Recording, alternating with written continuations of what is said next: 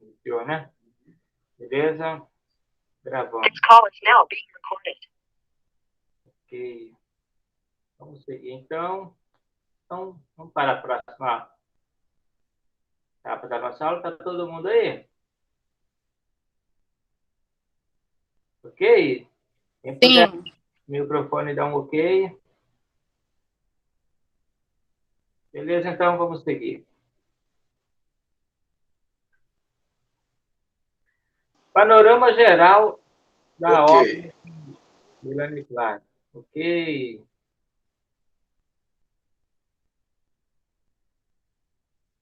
Ótimo, então.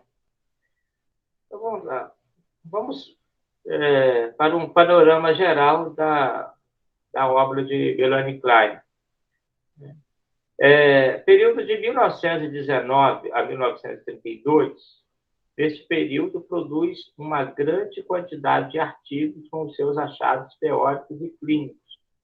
Então, nesse período, ela produziu muitas coisas, muitos trabalhos dela foram produzidos nessa época. Também inicia-se técnica do jogo para análise infantil e aplica originalmente em crianças pequenas. Ela cria, então, a técnica da luditerapia, e quando ela coloca as crianças, então, para brincar, e a partir da brincadeira das crianças, das fantasias das suas brincadeiras, com os brinquedos, ela analisa o inconsciente da criança, né? A luditerapia, ela é amplamente usada nos dias atuais. Quem se dedica ao acompanhamento infantil, ao cuidado, ao trabalho com as crianças, né?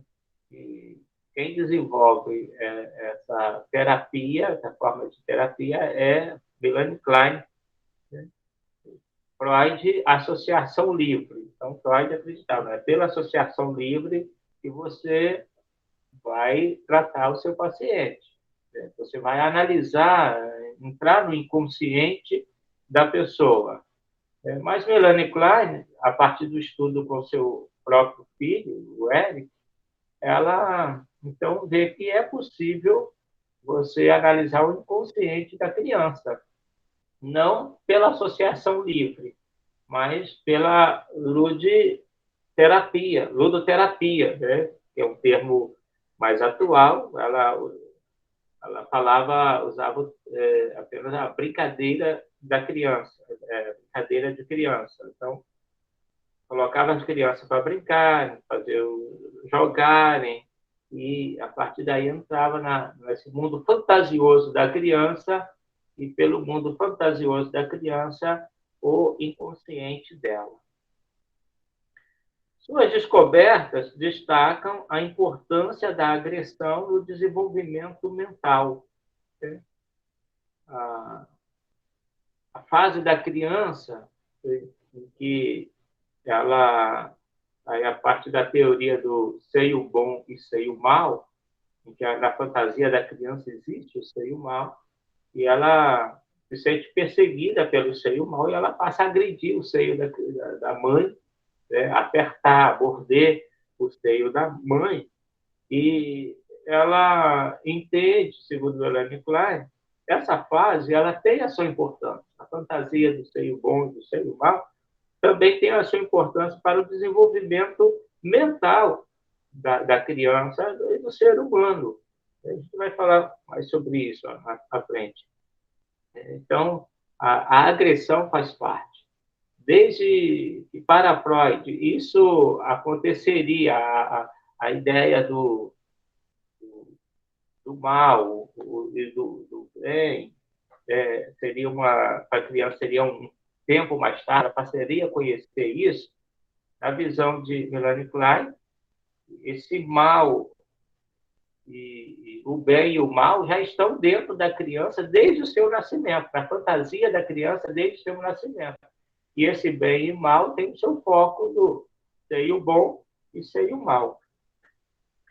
As hipóteses principais versam sobre a neurose da transferência completa na análise infantil.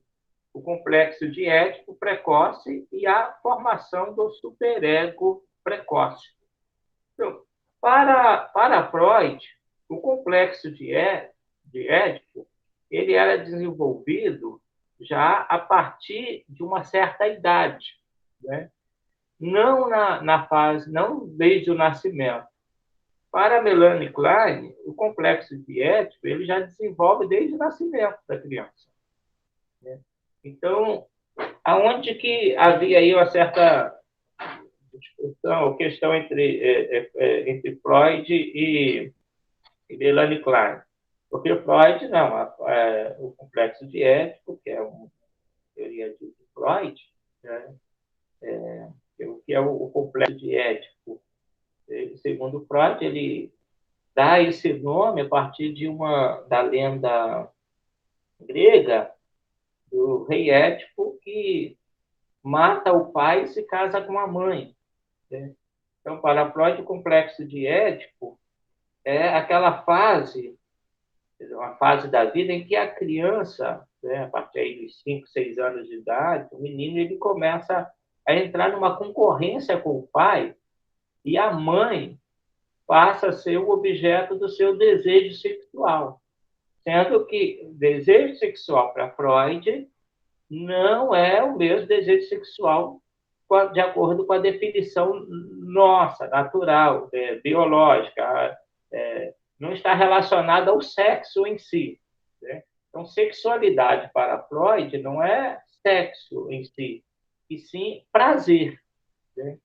Ou seja, no complexo de Édipo, a criança ela passa a tomar a mãe como sendo dela, como se ela criasse assim, um casamento com a mãe e o pai fosse o seu concorrente. E ela cria essa dependência da mãe, emocional da mãe, se apaixona pela mãe, a mãe é o amor da vida dela, e, e isso é uma fase, né, na infância, quando ela desenvolve o complexo de Édipo. Isso, quando é mal desenvolvido na criança, né, segundo Freud, vai trazer transtornos mais tarde. Quais são os transtornos do complexo de Édipo na vida de um adulto, né? Ele pode ter dificuldade de relacionamento conjugal, ter uma dependência emocional muito grande da mãe, né? Vive uma dependência emocional muito grande da mãe, dificuldade na condução da sua vida financeira, né? Não tem capacidade de se desenvolver na sua vida financeira. Desenvolvimento afetivo também afeta no seu desenvolvimento afetivo e em várias áreas da sua vida. Então, na visão de Freud, sendo que para Melanie Klein, o complexo de Édipo, ele não desenvolve apenas lá na frente, mas sim, desde o nascimento, ele pode estar se desenvolvendo na criança. Então, havia essa contradição aí entre Melanie Klein e a teoria de Freud. Então, conforme está aqui, as hipóteses principais versam sobre a neurose da transferência completa na análise infantil. O complexo de Édipo precoce, ou seja, antes, né, quando Freud diz, não, é a partir de uma idade, ela diz, não é antes dessa idade, e a formação do superego precoce. Ainda no panorama geral de sua obra, no período de 1932 a 1946, formalizam-se os aspectos da metapsicologia kleiniana, com a descrição da mente como um espaço povoado por objetos internos que integram com os externos através de processos de projeção e introjeção. Mais à frente já vamos falar sobre isso. Melanie Klein, ela desenvolve as pesquisas sobre os aspectos metapsicológicos e descreve a mente como um espaço povoado por objetos internos com os externos através dos processos de projeção e introjeção. Ou seja, a partir do nascimento, né, a criança ela já começa a se projetar nas coisas e introjetar as coisas. Né? Foi aí que ela desenvolve a ideia do seio bom e do seio mau, porque a criança vê as coisas de forma meio fragmentada. Né? As coisas são parte dela. Então, quando aquilo que Freud chamou, por exemplo, de fase oral, que quando a criança ela coloca tudo na boca, né? Tudo que ela vê, ela coloca na boca. Para Melanie Klein, a criança, quando ela leva as coisas à boca, né, ela pode estar aí fazendo uma projeção ou uma introjeção, ou seja, ela está projetando a si mesma naquilo como se aquilo fosse parte dela.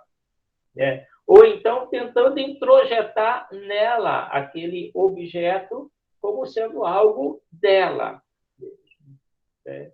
Então, essa fase que a Freud chamou de a fase oral, Melanie Klein já vê numa outra perspectiva. Não se trata aí de uma contradição, né, em si, mas um olhar numa perspectiva diferente para a teoria freudiana. O mecanismo da identificação projetiva será a partir de 1946 e, durante os seguintes 30 anos, um dos temas principais da investigação kleiniana. A identificação projetiva, porque é a partir da projeção e introjeção que ela desenvolve também a identificação projetiva, que, na verdade, é uma extensão dessa teoria. Né? É uma extensão, não, uma ampliação da teoria da projeção e introjeção, a identificação projetiva. Então, através da projeção, eu posso fazer uma identificação projetiva. Né? Quando eu faço uma identificação projetiva, isso acompanha, pode nos acompanhar por toda a vida. Quando eu projeto nas pessoas aquilo que, de fato, eu sou. Às vezes, no casamento, você vai tratar um casal, por exemplo, um dos cônjuges aponta o tempo todo o erro do outro. Porque fulano não, ou fulana, né, não melhora, não muda, porque tem que mudar, não pode ser assim. Eu já falei e tal, você está anos de casado com aquela pessoa e querendo que aquela pessoa mude, e às vezes a pessoa fala assim, poxa, mas eu esforço tanto para melhorar e nunca está bom. Quando você vai analisar casos desses, pode ser que realmente o dos cônjuges precisa mudar em alguma coisa, precisa melhorar em alguma coisa. Mas pode estar havendo ali uma identificação projetiva, ou seja, aquela pessoa que diz que a outra precisa mudar, na verdade, a outra é ela. É ela que precisa, é ela que sente necessidade da mudança, mas ela faz essa identificação na outra pessoa. Então, ela fala de si na outra pessoa de forma inconsciente. Tem um caso, por exemplo, que eu acompanho, que depois de algumas análises eu cheguei a esta conclusão. Você analisa o casal, comecei analisando uma pessoa, né, ele, e depois eu vi que tinha que trazer a esposa também para análise. E todas as mudanças dele, ela não reconhece. Tudo que ele faz para melhorar, ela nunca reconhecia ou não reconhece. Então, eu cheguei com a conclusão que, na verdade, a mudança que ela quer dele, ela está querendo é dela própria. Né? Ela precisa dessa mudança. Ela faz, então, essa identificação projetiva nele, ela se projeta nele. Pelo outro lado, existe a introjeção, que, segundo Melanie Klein, é quando alguém transfere para mim o que ela é, né, e eu acabo aceitando. Por exemplo, às vezes a pessoa ela não se dá bem com o cabelo dela. Poxa, ela não gosta do cabelo dela. Mas, inconscientemente, ela faz essa projeção na outra pessoa. Ela começa a criticar sempre o cabelo da outra pessoa. Né? Aí está sempre fulano, teu cabelo está feio, vai, dá uma melhorada no teu cabelo. Aí a pessoa vai lá no cabeleireiro, tal, faz aquela coisa toda lá, passa horas lá fazendo aquele tratamento, aí vem, puxa, agora está bonito. Ela olha, mas não era isso aí não, você tem que fazer uma outra coisa. Aí, sempre achando que tem que melhorar alguma coisa na outra pessoa, né? Sempre achando que tem que melhorar alguma coisa. Então, ela está projetando na outra pessoa. Quando a outra pessoa passa a aceitar isso, ela está introjetando nela. E ela começa, realmente, meu cabelo é feio, meu cabelo... Aí ela vai, faz um tratamento e tal, aí volta, mas não está bom. E nunca está satisfeito, nunca está satisfeito. Já viu aquela pessoa que muda constantemente, muda a sua aparência, muda o seu estilo de roupa e tal, está sempre mudando. Às vezes, tatuagem, faz uma tatuagem aqui, faz outra lá, faz outra lá e tal. E olha, mas isso é normal da sociedade. Às vezes, está retratando o inconsciente da pessoa, né? O estado de insatisfação com ela mesma e aquilo que ela está no seu interior, ela projeta para fora. Ou ela vai projetar para ela mesma, ou ela vai projetar em outra pessoa, ou ela pode estar introjetando, né, algo que outra pessoa está projetando nela. Por isso que o psicanalista, ao analisar um paciente, ele precisa estar muito atento ao inconsciente da pessoa. Precisa olhar de forma muito atenta o que o inconsciente diz, o que o inconsciente está revelando. Porque, na visão de Freud, isso é aceito por todos os psicanalistas, na verdade, praticamente todos, o inconsciente é como aquele iceberg. O iceberg tem uma... Você olha no oceano e você vê a ponta do iceberg. Este é o consciente. Mas, submerso, existe uma parte enorme daquele iceberg. Você vê apenas a ponta dele, mas a parte submersa é enorme. Esse é o inconsciente, segundo Freud, e segundo a psicanálise em si, né? A maioria absoluta dos psicanalistas reconhecem isso. Então, Melanie Klein, ela vai trazer aí uma perspectiva diferente para algumas teorias de Freud, um ponto de vista diferente.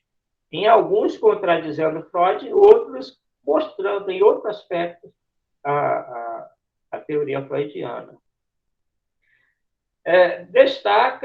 O destaque que Klein tinha posto na agressão no período anterior é agora modulado em boa parte pela ideia de uma luta pulsional entre os sentimentos de amor e os sentimentos de ódio. Para ela, desde o nascimento, existe esse sentimento pulsional. Freud falava na pulsação de vida e pulsação de morte. Melanie Klein diz que essa pulsação, ela já desde o nascimento da criança, ela vai desenvolvendo as suas fantasias, né, interiores, porque, segundo Melanie Klein, a criança, desde o seu nascimento, né, a mente dela está na fantasia. Tudo nela é fantasia, né? Ela vai criando as ideias, as fantasias, e desenvolvendo isso no seu interior. E essa pulsação pode falar de vida e de morte, Melanie Klein fala que é de amor e ódio, né? Ela sente amor e ela sente ódio. Ódio também não é o ódio no sentido de você querer matar alguém, né? O ódio, segundo a definição do dicionário, nutrir um sentimento de profunda raiva ao ponto de querer tirar a vida daquilo que você odeia, de matar o que você odeia, né? Ódio, já na fantasia da criança, está mais relacionada a um certo instinto de defesa. Ou seja, existe um seio mau e ele me persegue, é persecutório, e eu preciso destruí-lo para minha defesa, para que eu consiga ser assistido pelo seio bom. Então, porque senão esse seio mal vai destruir o seio bom e eu vou ficar sem a assistência do seio bom. Mais à frente a gente volta a esse assunto. Panorama geral de sua obra. Período de 1932 a 1946. Em 1932, escreve Psicanálise de Criança, onde procura sistematizar suas descobertas sobre a vida psíquica infantil. Então, em 1932, ela escreve sobre psicanálise de criança, apresenta na escola de psicanálise e, e a base desse estudo, conforme a gente disse, foi o seu próprio filho, Eric, entre os 4 e 5 anos de idade, foi quem ela começou a analisar. Ela teve participou da palestra de Freud, ouviu Freud, e, embora ela já conhecesse a psicanálise um pouquinho antes, por estar sendo analisada por um discípulo de Freud, foi a partir dessa palestra que acende a chama nela de paixão pela psicanálise, e ela começa, então, a aplicar a psicanálise dentro de casa, fazendo estudo com seu próprio filho. Nesse período, formula o essencial de sua teoria, a ideia de posição depressiva como ponto crucial do desenvolvimento mental e da posição esquizoparanoide. Né? Então, segundo Melanie Klein, a criança, no seu primeiro ano de idade, ela, até os 6 meses de idade, ela tem a posição esquizoparanoide. E a partir dos 6 meses, perdão, até os 6 meses de idade, ela está na posição esquizoparanoide. E da segunda parte do seu primeiro ano, né, dos 6 meses até o primeiro ano de idade, ela desenvolve a posição depressiva. Então, esquizoparanoide e depressiva. Esquizoparanoide, seus primeiros 6 meses, e depressiva no segundo semestre da sua vida, segundo 6 meses da sua idade. Ela usa o termo posição, né, e não estágio ou fase. Ela substitui o termo posição por fase, que para Freud a criança passa pelas fases, né? Fase oral, fase anal, né? E vai seguindo as fases até a fase da latência. Né? Então, Freud, acredito que você já tenha estudado as teorias psicanalíticas de Freud, estudado sobre as fases. Para Melanie Klein, não seria fase, seria posição. Por que posição? Porque para Freud você passa de uma fase para outra e vai desenvolvendo a vida. Para Melanie Klein, essa posição esquizoparanoide e a posição depressiva, ela pode alternar. Né? Você vai viver isso nos primeiros anos da sua vida, da sua existência, primeiros 6 meses, esquizoparanoide, e na segunda fase do seu primeiro ano de idade, posição depressiva. Mas, no decorrer da sua vida, você pode alternar entre o esquizoparanoide e a posição depressiva. Mais à frente, vamos voltar a esse assunto. Panorama geral de sua obra.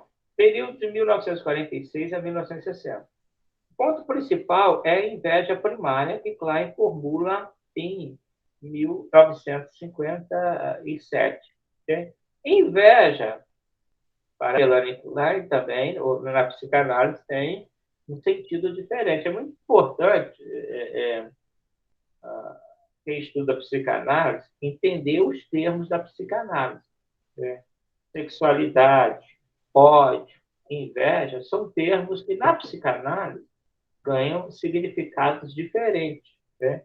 Inveja aqui não é você sentir raiva, porque a inveja na sua definição etimológica é aquele sentimento de tristeza por alguém ter uma coisa que eu não gostaria que a pessoa tenha. Né? sentido etimológico da palavra inveja, inveja não é eu querer ter um, um carro igual ao do meu próximo. Ah, fulano comprou um Corolla zero, eu também quero ter um carro dele. Eu quero ter um carro como esse e tal. Isso pode ser cobiça, eu desejar o que o outro tem, né? A inveja, no sentido etimológico, é eu não querer que a pessoa tenha o que ela tem, né? Ah, fulano de tal comprou um Corolla zero. Poxa, mas por que ele gastou um dinheiro desse todo em um Corolla? Se um carro aí de 50 mil reais pode levar e trazer a pessoa em qualquer lugar, por que ele tem que gastar aí 140 mil no Corolla? E eu passo a ficar com raiva da pessoa porque ela tem um Corolla. Eu sinto raiva da pessoa por ela ter um Corolla. Isso é a inveja na sua definição etimológica. Agora, a inveja na psicanálise, né, não é esse sentimento. É quando é aquele sentimento, né, de que alguém está tirando o que é meu. Para a criança, a inveja na criança, por exemplo, ela, na fase da vida dela, alguém está tirando algo que é importante para ela, que pertence a ela. Então, ela começa a sentir uma certa rejeição por aquela pessoa, porque ela se sente prejudicada por aquela pessoa, na fantasia da criança. Ela está perdendo, está sendo tirado dela algo que pertence a ela. Sua obra póstuma, Narrativa de uma Criança em Análise, de 1961, em que reconstrói o caso Richard, a quem atendeu na época da Segunda Guerra Mundial. Novamente abre campo polêmico em torno dos fundamentos da técnica kleiniana. Análise das fantasias centrada nas angústias predominantes da sessão, acesso ao material profundo e inconsciente através da interpretação da transferência positiva e negativa, manifesta e latente, interpretação sistemática das relações do objeto que se vão expressando na sessão através do jogo e das associações livres dos pequenos pacientes. Em 1961, ou seja, após a morte de Melanie Klein, né,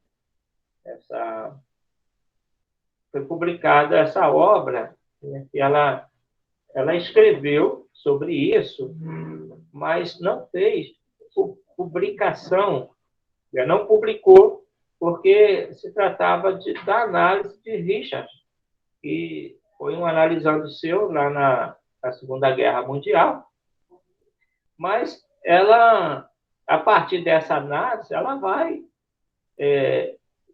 colocar várias observações e após a sua morte foi publicado.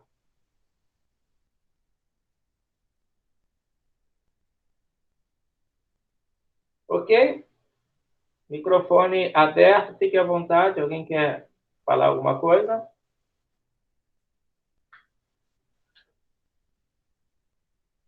Segunda parte aí, estamos finalizando a segunda parte da nossa aula. Então, na primeira parte, falamos sobre a biografia de Melanie Klein. Agora, na segunda parte, sobre o panorama geral de sua obra, né? Uma visão geral da obra de Melanie Klein.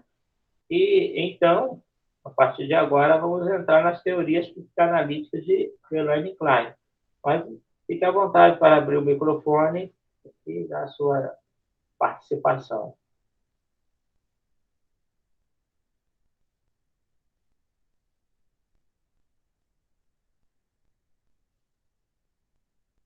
Ninguém quer abrir o microfone? Vamos seguir, então. Teoria psicanalítica de Melanie Klein. Essas teorias vocês vão estudar de forma mais aprofundada em clínica psicanalítica infantil. Acredito que seja o professor Marcos quem vai dar essa aula. E a matéria clínica psicanalítica infantil ela é toda fundamentada nas teorias de Melanie Klein. Então, quando vocês estudarem, vocês vão se aprofundarem mais nas teorias dela. Mas a gente vai estar dando aqui uma pincelada em algumas teorias psicanalíticas de Melaine, e aí fiquem à vontade também, quem desejar participar, perguntar, tá bom? Fiquem à vontade. Teoria das relações entre objetos ou relações objetais. Para a construção dessa teoria, Klein se baseou em observações de crianças do nascimento até os 6 meses de vida. Ou seja, a partir desses primeiros 6 meses de vida da criança, que ela vai observar, né, que isso era revolucionário demais, porque como aplicar a psicanálise, como analisar a criança, desenvolver a teoria nesses primeiros 6 meses. Freud, claro, ele estudou também as crianças, mas não para aplicar a psicanálise da criança, e sim na fase adulta. Já a Melanie Klein, ela estuda essa fase da criança para usar a psicanálise na criança. Esse é o diferente ponto de vista, é a diferença entre Freud e Melanie Klein. Então, Freud estuda toda a fase da infância, por quê? Porque lá, quando ele vai atender o adulto, ele precisa encontrar, através da associação livre, os pontos aonde a criança sofreu os seus traumas, onde ela foi traumatizada, né, no seu inconsciente. Então, Freud pesquisa para analisar o adulto. Melanie Klein pesquisa, estuda a criança para analisar a criança, para tratar a criança. Então, isso aí é um grande detalhe da vida dela. O período de maior importância para a formação base de relações. Ela acreditava que as crianças, ao nascerem, eram possuidoras de uma herança filogenética ou inata, responsável por reduzir a ansiedade que resulta do conflito das pulsões. Pulsões de vida e de morte, para Freud, pulsões de ódio e de amor, Melanie Klein.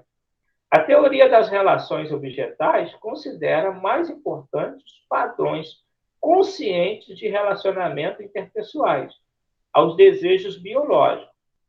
Tende a ser maternalista, enfatizando a intimidade e a relação entre a mãe e o bebê.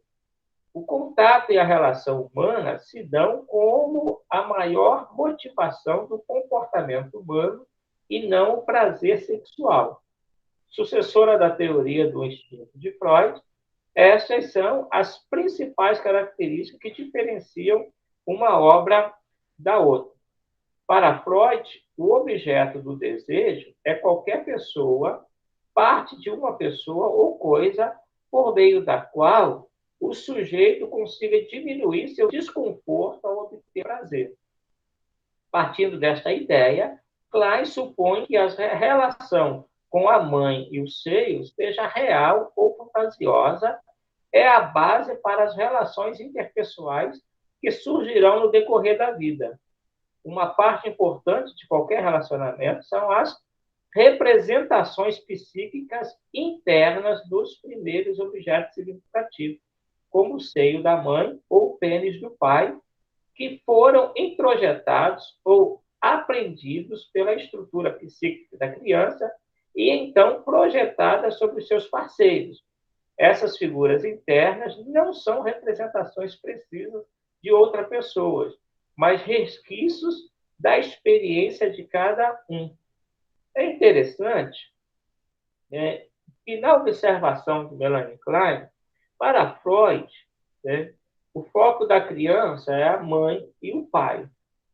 Na visão de Melanie Klein, a criança ela não está vendo a mãe de forma completa e o pai de forma completa. Ela vê fragmentada. Né? Ou seja, ela olha para a mãe, ela não vê a mãe, ela vê o seio da mãe.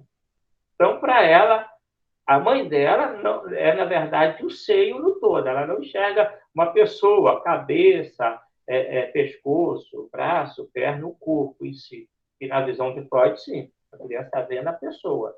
Mas na visão da Melanie Klein, uma criança, o bebê, ao olhar para a mãe, para ele, toda mãe é o seio dela. Toda mãe é o peito dela. E não a pessoa em si, o corpo completo em si. Porque a criança não vai enxergar a mãe com os olhos, ela vai enxergar com a fantasia dela, com aquilo que ela fantasia dentro dela. Que, na verdade, segundo Melanie Klein, isso já nasce com a criança para poder preparar a criança nos seus conflitos, né? É, nos seus, nas suas pulsões internas. É interessante a visão de Melanie Klein, porque a partir daí ela vai criar, então, a teoria do seio bom e do seio mau, que, na visão de Melanie Klein, o seio bom e o seio mau vai acompanhar a pessoa no resto da sua vida. Né? Como? Para Melanie Klein é o seguinte, o que é o seio bom, o que é o seio mau? O seio bom é aquele seio que amamenta a criança. Né? Ela sente a fome e ela se apega ao seio e ela está ali amamentando. Mas não é apenas o leite que é introjetado na criança que satisfaz a fome dela, a sua necessidade de alimento. É mais do que isso. Há um aspecto psicoemocional profundo entre o contato da mãe, da criança com o seio. Então, o seio não é apenas o objeto que a alimenta, mas é o objeto que a conforta, dá a ela conforto, dá a ela prazer, dá a ela satisfação. Então, é o seio da mãe que, para a criança, na visão de Melanie Klein, é a mãe como do todo. Então, ela olha para a mãe e vê a mãe como um seio. Né? Não uma pessoa, mas existe ali um seio bom, que a amamenta e transmite a ela todo o conforto que ela precisa. Né? E dá a ela toda a tranquilidade que ela precisa. Tanto que uma criança, quando está amamentando, ela, às vezes o leite, ela não está nem puxando o leite, mas ela está ali. Né? Coisa que a gente faz, às vezes, essa substituição pela chupeta. Né? E a chupeta pode ser para a criança também um seio bom. Porque para ela, seja a mãe ou seja uma chupeta, ou qualquer coisa que vai lhe dar prazer, vai lhe dar satisfação, é o seio bom. Né? Este é o que vai satisfazer a criança. Mas, ao mesmo tempo, né, existe no comportamento da mãe, muitas vezes, às vezes a criança chora querendo mamar, a mãe está com pressa, demora em dar o mamar à criança, não vem na hora que ela quer. Né? Ela, às vezes, enquanto está amamentando, ela está brigando com outra criança. Para de fazer essa bagunça, vai tomar o seu banho, está brigando com outro filho, está brigando com o marido, né? ou está estressada com alguma coisa. Isso é o comum, faz parte do dia a dia de todo ser humano. Né? Então, nesse momento, a criança se sente agredida por este seio. E aí, ela cria na fantasia dela a ideia de que existe um seio bom, mas existe também um seio mau. Né? Esse seio mau, ele é perigoso. Quando a mãe grita com o marido, ou grita com alguém, ou briga com alguém, ou faz alguma coisa que a criança interpreta como nociva, qualquer atitude da mãe que ela interpreta como nociva, ela atribui isso ao seio mau. E, na fantasia da criança, segundo a análise de Melanie Klein, aquele seio mau, ele é perigoso porque ele pode destruir o seio bom. Ele pode matar o seio bom. E ao destruir o seio bom, ele vai tirar dela o conforto. Então, ela persegue o seio mau. Aí você observa no comportamento da criança que, às vezes, a criança ela não está nem com fome, ela quer, às vezes, morder o seio da mãe. Ela está mamando, ela morde, ela quer apertar, ela quer, de alguma forma agredir. Né? Ela pode também, ela vai pegar um objeto, né? E levar aquele objeto à boca para morder aquele objeto. Ela pode estar interpretando aquele objeto, no momento que ela está mordendo, como um seio mau. Né? E isso se instala na mente da criança. Só que para Melanie Klein, né, ela geralmente a criança desenvolve isso nos primeiros 6 meses de vida. Ok, mas aí ela chamou isso de posição. Por que ela chama de posição? Porque essa fantasia a gente pode trazer para a fase adulta. A fantasia de um seio bom e a fantasia do seio mau. O que acontece? Quando alguém me causa algum dano, às vezes não é tão grave, e tem pessoas que ela começa a perseguir outra pessoa, né? Tomar raiva de outra pessoa, e às vezes até pessoa da sua própria convivência, dentro do seio da família, porque ela pode, de forma inconsciente, interpretar isso aí como o seio, aquela pessoa é o seio mal para ela. É aquele seio que vai, de alguma forma, oferecer um risco para ela. Você já viu, às vezes, num local de trabalho, por exemplo, às vezes um funcionário começa a perseguir o outro, ou o chefe de uma seção, ou o próprio patrão cisma com alguém, começa a tratar de forma áspera aquela pessoa, perseguir a pessoa, e às vezes você vê, não tem nenhuma razão para isso. Né? Ou você mesmo, poxa, fulano de tal não me faz, nunca me fez mal algum, mas eu não consigo aceitar aquela pessoa. Eu tenho uma rejeição por aquela pessoa. Você pode, de forma inconsciente, estar vendo naquela pessoa o seio mal. Aí você vai fazer o que ela vai falar mais à frente de fazer a projeção naquela pessoa. Você está vendo naquela pessoa o seio mal. Então, aquela pessoa que você não gostou dela, ou não gosta, ou às vezes existe uma razão, ela te persegue e tal, ela é o seio mal na sua vida. Né? É aquele seio mal que você carrega na sua vida. Mas, em contrapartida, às vezes o seio mal sou eu. E é muito difícil eu admitir. Aí, quando você vai analisar alguém, você precisa ter esse olhar, porque às vezes você está analisando alguém e está projetando o seio mal em outra pessoa, e às vezes o seio mal é aquela pessoa. Ou às vezes ela sabe que ela é o seio mal, mas ela também não assume isso. Ou quando ela assume o seio mal, né, ela se considera um seio mal, ela passa a ter dificuldade de relacionamento consigo própria, com si mesma. Né? É aquela pessoa que às vezes sempre se acha feia. Aí você olha, a pessoa tem uma baixa autoestima. Né? Ela não consegue enxergar o mundo colorido, ela não consegue se ver como uma. Às vezes é uma pessoa inteligentíssima e acha que é burra. É uma pessoa que tem um potencial muito grande e acha que eu não sei nada, não sou nada na vida. E, tal. E às vezes ela criou essa fantasia do seio mal, e esse seio mal é ela. E ela acha que ela é o seio mal. Né? Claro que ela não vai dizer isso com essas palavras, eu sou o seio mal. Não, isso está no inconsciente dela.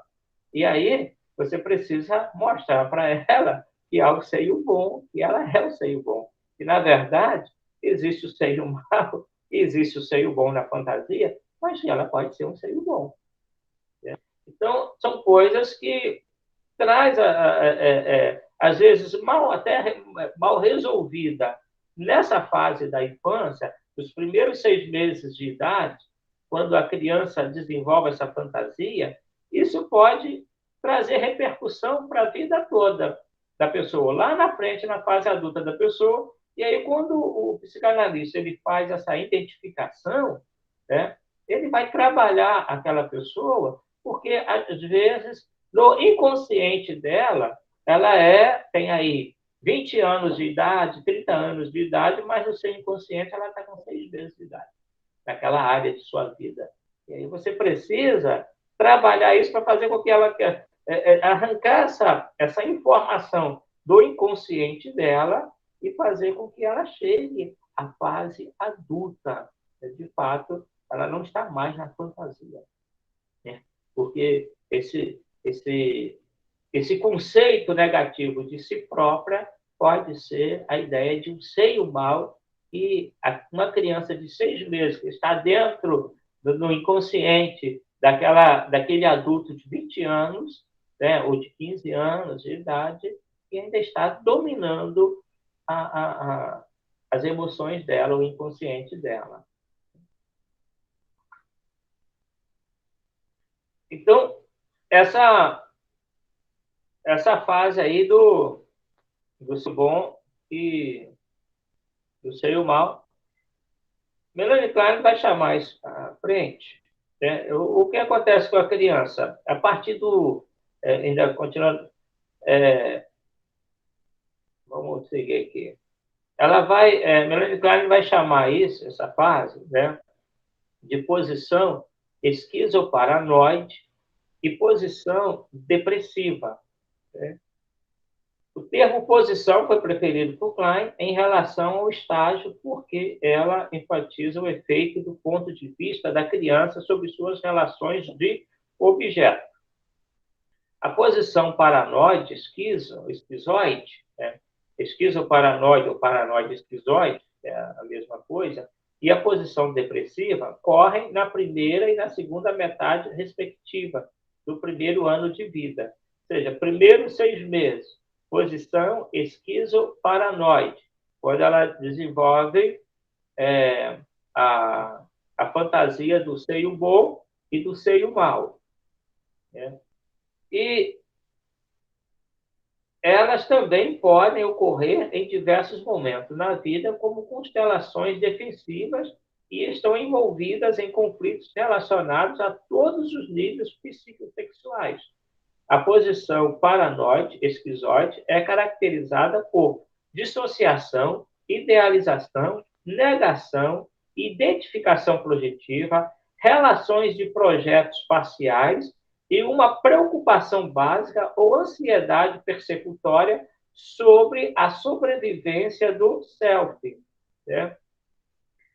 Os métodos persecutórios são impulsos oral, sádicos e anal-sádicos projetados. Se eles não são super intensos, a posição esquizoparanoide dá lugar, nos segundos 6 meses de vida, à posição depressiva.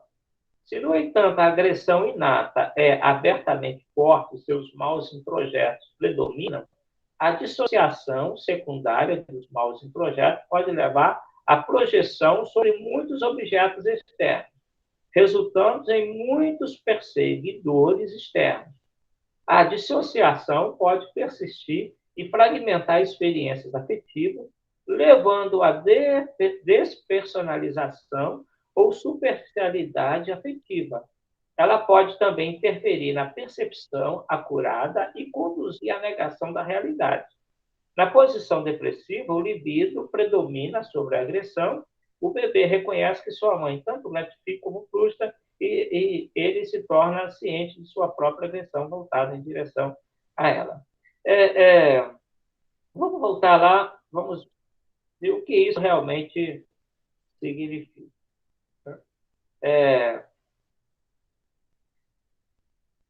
Posições esquizoparanoide e depressiva. Então, os primeiros 6 meses, posição esquizoparanoide. Conforme já colocamos aqui, ela preferiu o termo posição em relação ao estágio, ou fase, que foi usado por Freud, porque ela entende que você pode passar dessa fase para outra, ou pode não passar. Isso pode te seguir aí na sua vida. Né? Então, na posição esquizoparanoide, eu desenvolvo, a criança, o bebê vai desenvolver essas fantasias, né? E que ela transforma tudo em objetos. Né? E aqueles objetos vão se tornar objetos que vai lhe dar prazer, caso seja o bom, né?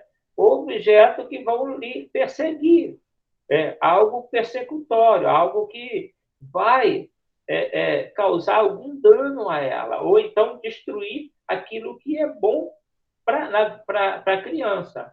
Então, ela vive esse conflito interior. Nos primeiros 6 meses de idade, ela tem esse conflito, essa pulsação do interior dela. Existe, olha, um seio bom e um seio mau, né? Uma coisa boa e uma coisa ruim. A coisa boa cuida de mim, a coisa boa me preenche, a coisa boa me satisfaz, a coisa boa me alimenta, mas essa coisa ruim persegue a coisa boa e quer destruir a coisa boa, né? E isso eu preciso destruir esse seio mal. Ela tem essa guerra dentro dela. E conforme ela disse aqui, a posição paranoide esquizoide é caracterizada por dissociação, idealização, negação, identificação projetiva, relações de objetos espaciais e uma preocupação básica ou ansiedade persecutória sobre sobrevivência dos selfos. Ou seja, do self, quem é o self? Sou eu, né? Sobre a minha sobrevivência. Então, quando você vai tratar uma pessoa, e às vezes ela tem dificuldade de relacionamento com outras pessoas. O grande problema dela é a dificuldade de relacionamento. Ela se sente, acho que todo mundo é contra ela. Acho que, não, eu sou uma pessoa assim, tem mais gente que me odeia do que me ama, né? Mas eu não estou nem aí. Eu sou assim mesmo e acabou. Ela está numa posição esquizoparanoide, né? Ah, fulana de tal não gosta de mim, mas eu não quero nem saber de fulano, não quero nem saber de fulano. Posição esquizoparanoide, né? Isso não está bem organizado no inconsciente dela, né? Ou negação de alguma coisa, né? A identificação projetiva, ela vai se projetar em outra pessoa. Isso acontece muito, tanto no relacionamento de amizade, às vezes aquela pessoa que é muito amiga dela, e no relacionamento conjugal, no relacionamento doméstico, então, com a própria alguém da família, né? Ela acaba projetando aquilo que ela não gosta em si em outra pessoa, então ela quer sempre mudança na outra, quer melhora na outra, a outra pessoa precisa sempre melhorar. E existe um ponto também, né, como, por exemplo, a, a questão sobre a sua self. Por exemplo, quando uma pessoa atribui a outra qualidades elevadíssimas, ou seja, eu tenho qualidades boas, sou uma pessoa inteligente, eu sou uma pessoa habilidosa, faço muito bem aquilo que eu faço. Estou falando eu em tese, tá? Não tem nada disso. Mas imagina que eu sou, né, essa pessoa, que de fato sou uma pessoa super competente e tal, e trabalho aqui deixa eu pegar aqui, trabalho com o pastor Doraci, né? E, e eu começo a dizer o seguinte, olha, o pastor Doraci ele tem que ser promovido na empresa. Ele é uma pessoa muito inteligente, ele é uma pessoa que ele precisa ser reconhecida, ele não é reconhecida, e eu estou o tempo todo falando disso. Acho que ele tem que ser reconhecido, ele tem que ser visto. Eu também posso estar fazendo uma identificação projetiva disso, porque essa identificação projetiva nem sempre ela é negativa. É porque, às vezes, eu não sou reconhecido, né? Ou não consigo reconhecer o que sou, né? As minhas qualidades, ou, às vezes, não tenho esse reconhecimento que eu gostaria, às vezes dentro de casa, às vezes no seio da família mesmo, não tenho.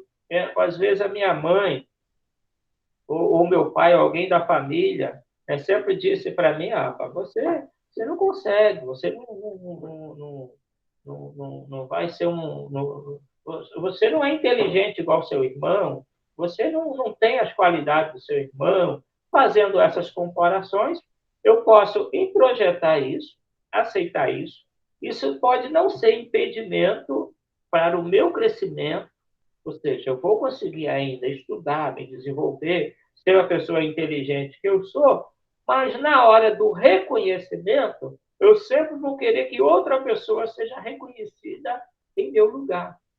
Então, essa teoria das posições esquizoparanoide e depressiva, que a gente vai falar sobre a depressiva, ela mal resolvida aí na criança, na sua primeira fase, ela pode levar a criança o ser humano, mesmo na fase adulta, a viver esses momentos, né? Ou a ser assim. E o psicanalista ele precisa olhar com essa visão craniana, enxergar o inconsciente daquela pessoa para exatamente fazer esses ajustes dela. Porque é interessante o inconsciente. Porque a pessoa fala uma coisa, o inconsciente dela está dizendo outra. Ela tem um tipo de comportamento, isso é dela mesma e tal, não muda. Mas só que é prejudicial. Às vezes é em relação às suas idealizações, negações, suas identificações projetivas e outras, e ela não. Isso prejudica a vida dela, e quando ela vem, procura um psicanalista, o psicanalista precisa enxergar isso e fazer esses ajustes.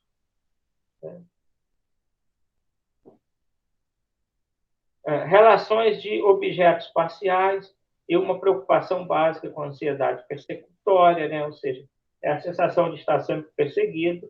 É claro que essa sensação de perseguição, de estar sendo perseguido pelo seio mal ou objeto mal, né, ela pode desenvolver aí uma esquizofrenia, né?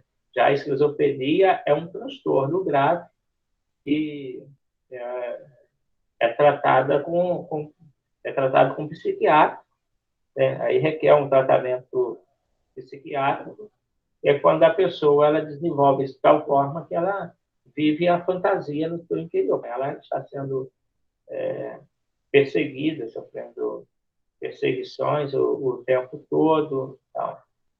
Eu conheci uma pessoa e hoje, depois que eu passei a estudar psicanálise, eu sinto até um certo arrependimento, assim, uma certa dor, né, em mim, de não ter, se eu tivesse o conhecimento que eu tenho hoje, se eu tivesse na época, eu teria ajudado essa pessoa, porque ela dizia que estava sendo muito perseguida no trabalho e tal, e essas perseguições do trabalho ela trazia para dentro de casa, a família toda acreditava, não, estou sendo perseguido. E um dia eu saí com essa pessoa, no carro com essa pessoa, e todos os carros que passavam pela gente, ela dizia, olha, tá vendo? Estão atrás de mim, eles mandaram para me perseguir. Tá vendo aquele carro lá na frente? Olha, ele está me perseguindo. Tá vendo aquele que está vindo lá atrás? Um está me cuidando de trás, o outro está na frente. E daqui a pouco aquele carro ultrapassava o dele, né? Vinha outro, olha, tá vendo? É muita gente e tal. E a família acreditou naquilo, entendeu? E por causa disso ele foi mandado embora do emprego, perdeu o emprego. Se eu tivesse hoje esse conhecimento, né, até eu, de certa forma, acreditei que ele estivesse sofrendo algum tipo de perseguição. Mas quando eu vi a questão, que eu saí com essa pessoa e vi a questão dos carros, o que passava, eu fiquei muito desconfiado, mas aí já era tarde, ele logo foi mandado embora, foi demitido da empresa onde trabalhava, até hoje está desempregado, né? E, na verdade, o que ele estava apresentando eram sinais de esquizofrenia, né? Ou seja, se tivesse identificado antes, ainda trabalhando, ele seria tratado por um médico, talvez estaria encostado hoje, recebendo auxílio do INSS, e não desempregado. Ele acabou ficando desempregado mesmo, né? Então,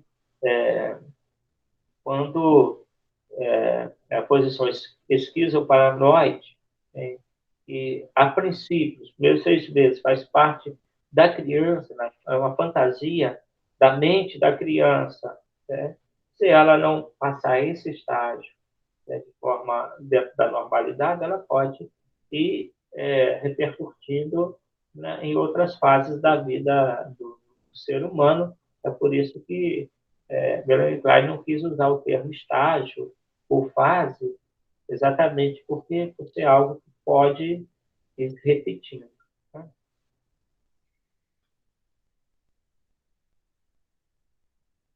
Ok? Alguma pergunta, alguma manifestação sobre o assunto? Fique à vontade, tá? Pode abrir o microfone e me interromper a hora que desejar. É,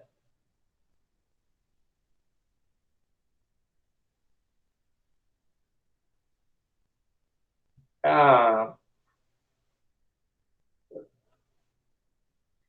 o reconhecimento da mãe como uma pessoa integral torna a criança vulnerável à perda, especialmente perda causada pela agressão da criança.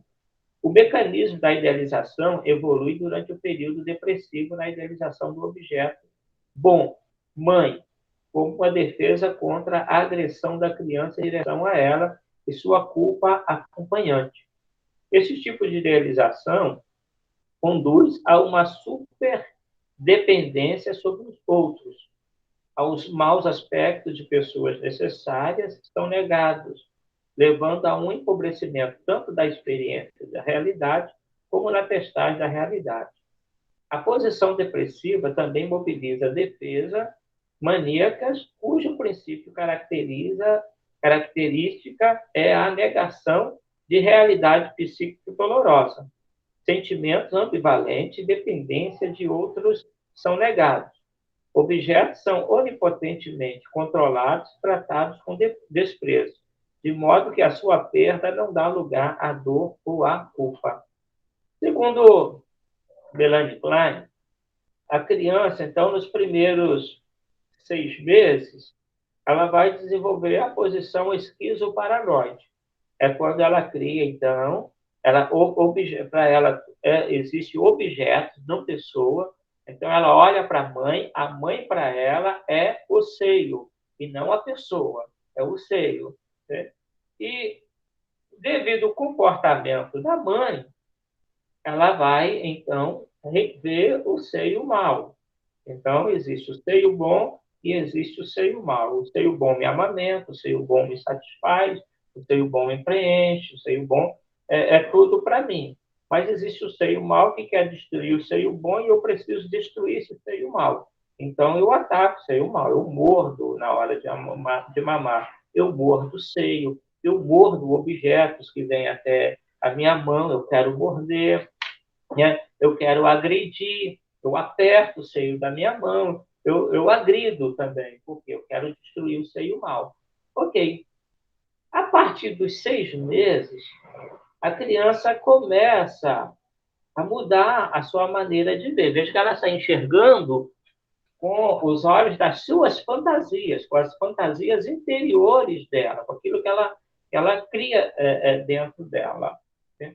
A partir dos 6 meses, ela começa a enxergar que a mãe não é um seio, a mãe é uma pessoa. E que aquele seio bom e o seio mau é uma coisa só. Né? Então, a criança entra na outra fase, que Melanie Klein, na outra posição, né? Pode ir para outra posição, que Melanie Klein chamou de posição depressiva. Por quê? Porque agora vai, no interior da criança, do bebê, tem um sentimento de culpa. Poxa, eu estava tentando destruir a minha mãe. Eu apertei a minha mãe, eu mordi a minha mãe, e para ela, até aquele objeto que ela mordeu, que para ela era a mãe dela, era uma forma dela maltratar a mãe. Então, a criança entra no estágio, na posição depressiva. Né?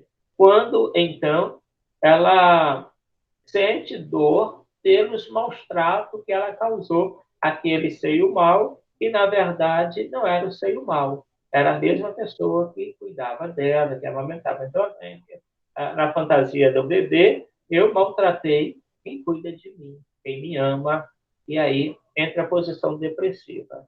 A posição depressiva é uma posição de dependência. E a criança, passando essa fase na normalidade, o que se espera de uma normalidade para a criança? Né? Ela tem o cuidado e a atenção necessária da mãe, cuidado e atenção necessária do pai, né? Porque a partir daí também ela começa a enxergar a figura masculina, a figura do pai, né? Então ela começa a já ver as pessoas como no todo, a mãe, ela tem o pai, ela começa já a ter uma visão diferente, a enxergar diferente, né? Ela, tendo um desenvolvimento normal, isso não pode não afetá-la no decorrer da sua vida. Mas, de acordo com o que acontecer nessa fase da criança, ela pode desenvolver essa posição depressiva na fase adulta também, né? E qual seriam as características, por exemplo? Se tornar uma pessoa que está sempre na defensiva, né? Ela pode assumir o seu sentimento de culpa e pode não assumir também o seu sentimento de culpa. Se é aquela pessoa que não aceita ser culpada de nada. Pode, se ela erra, se ela comete algum erro, a culpa é de A, a culpa é de B, foi por causa de fulano, é por causa de fulano, mas a culpa não é minha. Por que ela fala isso? Porque ela está sempre se protegendo, né? No inconsciente dela, eu maltratei o seio bom. O seio bom e o seio mau é a mesma pessoa, mas eu maltratei esse seio, né? Eu maltratei a minha mãe. Agora eu preciso me proteger para eu não sofrer consequência por causa desse erro meu. Já viu aquela pessoa, por exemplo, que traz consigo constantemente sentimento de culpa? Tem pessoas que não conseguem se lidar bem consigo mesmo. Ou ela está sempre se condenando, isso é uma posição depressiva, ou ela está sempre se condenando, ou ela está sempre se defendendo. Ou ela vai estar no extremo, ou vai estar no outro. Né? Ou seja, sempre se condenando. A culpa é sempre minha, eu sou culpado. E ela convive sempre com o sentimento de culpa. Se ela causar um dano a alguém, se ela. Às vezes, uma ofensa que ela ofendeu a alguém, ela passa o resto da vida pedindo perdão, né, por aquilo. Nunca consegue se sentir perdoada, né, dentro de si. Nunca consegue ter uma boa relação consigo mesma. Se ela comete um erro, né, ela não consegue se perdoar pelo erro que ela cometeu. Puxa, por que eu fiz isso e tal? Está dirigindo, tirou a carteira, aí de repente esbarrou lá o carro num poste, deu um amassadinho lá. Aquilo para ela é se o mundo caísse em sua cabeça. Por que eu fiz isso? Eu nunca mais eu vou pegar em carro para dirigir e tal. Né? Ela está lá, estudou para uma prova. Eu tenho que tirar 10, mas de repente tirou lá um 7. Ela começa a vida para ela, poxa, a vida parece que acaba para ela, né? Ela nunca consegue lidar bem com as suas imperfeições, com os seus erros.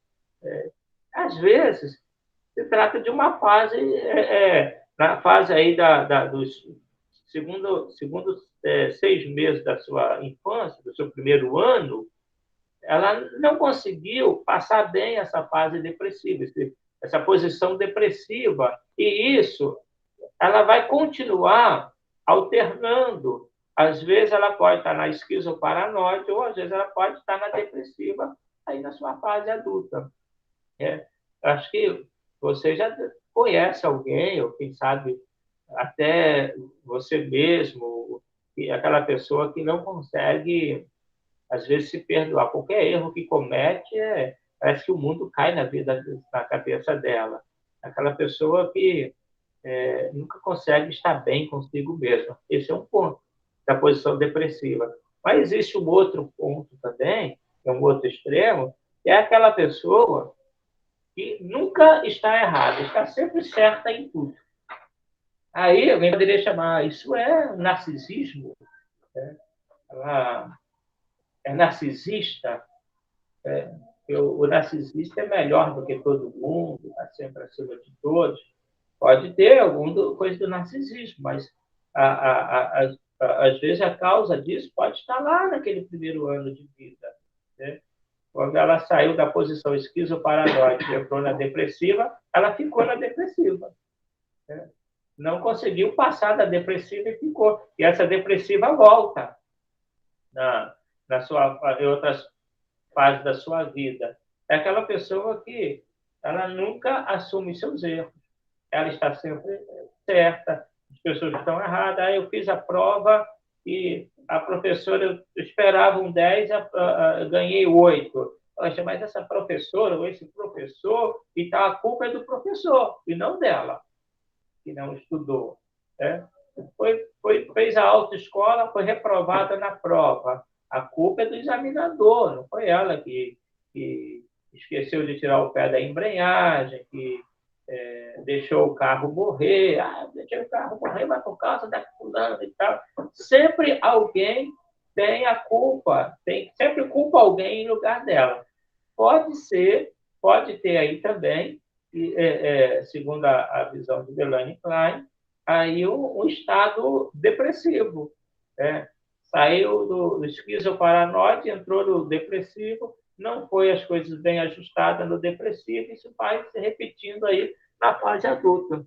São ajustes que, quando o psicanalista ele recebe no seu divã o seu cliente, ele precisa ter essa leitura do inconsciente. O que faz? Por que desse comportamento? Por que ele está dizendo isso? Né? Ele está verbalizando uma coisa, mas o que realmente ele está dizendo?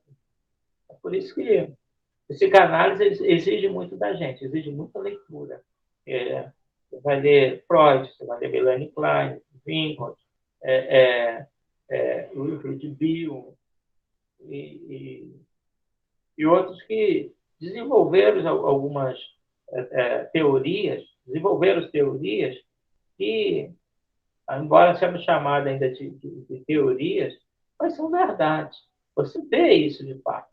E quando você descobre realmente em que fase da vida do seu paciente ele não se desenvolveu, em fase da vida ele ainda está vivendo do seu inconsciente, porque, conforme eu disse, num adulto de 20 anos pode ter lá uma criança ainda de 6 meses, naquele ponto da vida dela ali. Né?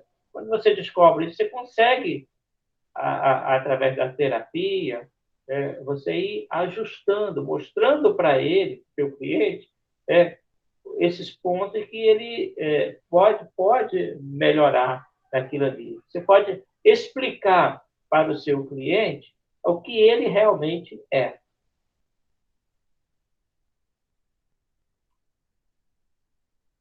Rapaz, a hora está voando aqui. Quer um intervalozinho de mais 5 minutos para alguém ir ao banheiro, depois a gente seguir? Tomar uma água. Até meio-dia, mas eu acredito que a gente vai terminar antes do meio-dia. Mas quer um intervalozinho?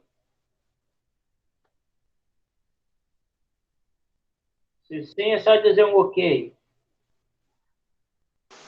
Ok. Ok.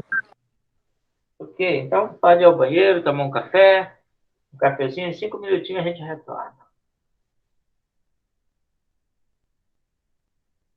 Ok.